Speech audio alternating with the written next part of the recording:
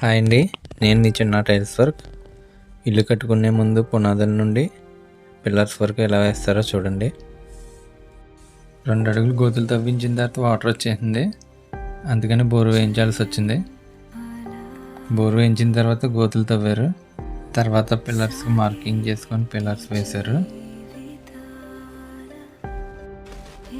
Pillar size వచ్చేసి 1 అడుగు into 9 అంగుళాలండి. Pillars పూర్తయిన తర్వాత గలకేసుకోవాలండి పిల్లర్స్కి.